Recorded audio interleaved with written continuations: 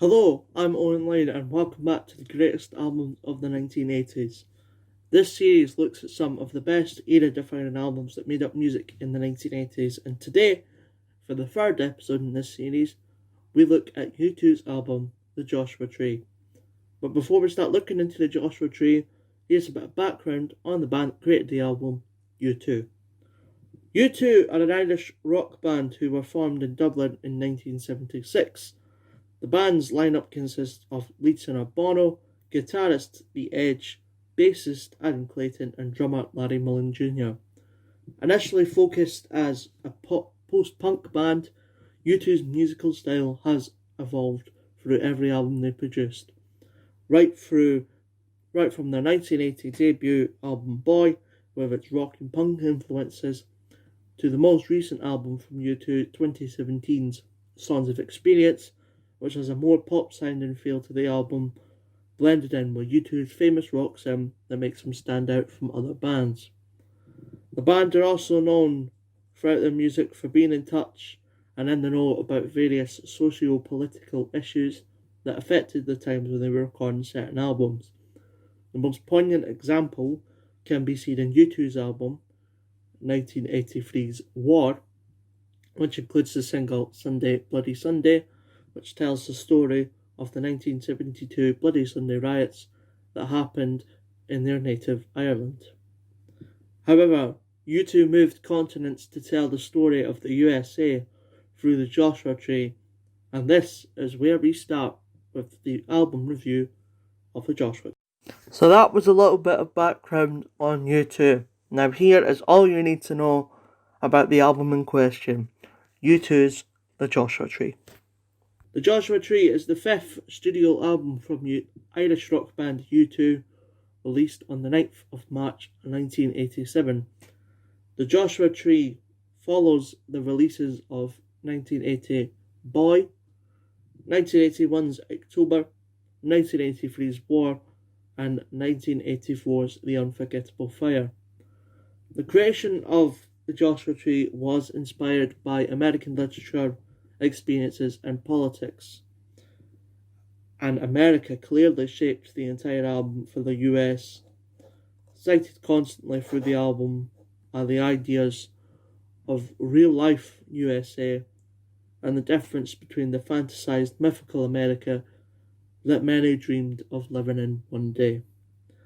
The band also uses the work of many American authors that the band had been reading their books, and those works provided an imagery to the record of U2's fascination with the US and the ideas and freedom that came with the open air and open life of the States. The original Joshua Tree on the front cover of the album also created an inspiration for the band, with U2's bassist Adam Clayton saying that the desert was immensely inspirational to us as a mental image for this record. The entire album presents a sense of a journey and adventure through the wide open roads of the USA, something that U2 frontman Bono wanted to capture a cinematic sense to the songs on the record, and also have an album with a sense of location and place, something that the Joshua Tree encapsulates well throughout the whole record. The successes of the album were instant within the first 48 hours of the album's release.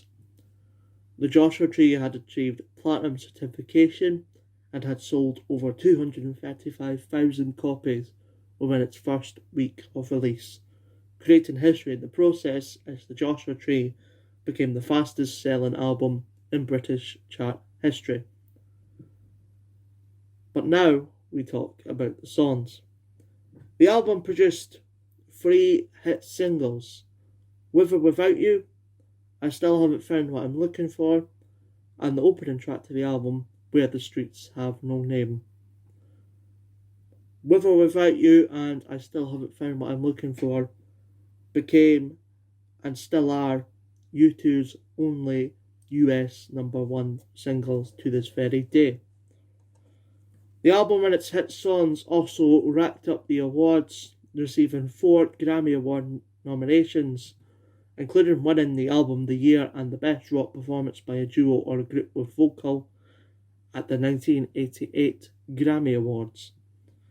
The subsequent tour that came alongside the release of the Joshua Tree had also been a success, as U2 played for the first time in smaller venues across the world alongside user bigger venues that encapsulate a tour of an album with this much excitement as the Joshua Tree created in its few months after release. The tour grossed $40 million at the US box office and drew over 3 million attendees during the tour dates in the US alone.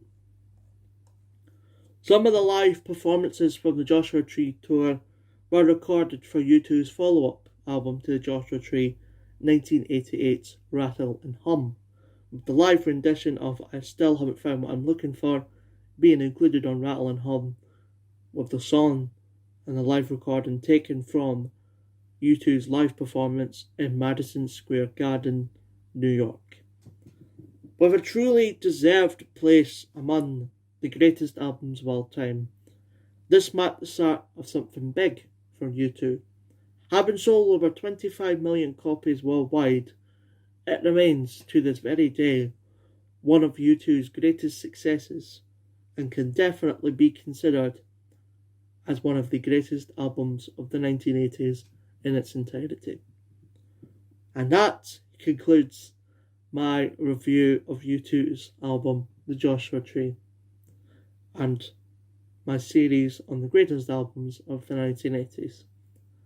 Thank you to everybody who has watched, and thank you to DJ Ryo for allowing me to use their track 80s Rock Tribute, and to Matt McGee for allowing me to use his photo. Until next time, look after yourselves, take care, and I will see you with more great videos very, very soon. I'll see you then. Goodbye.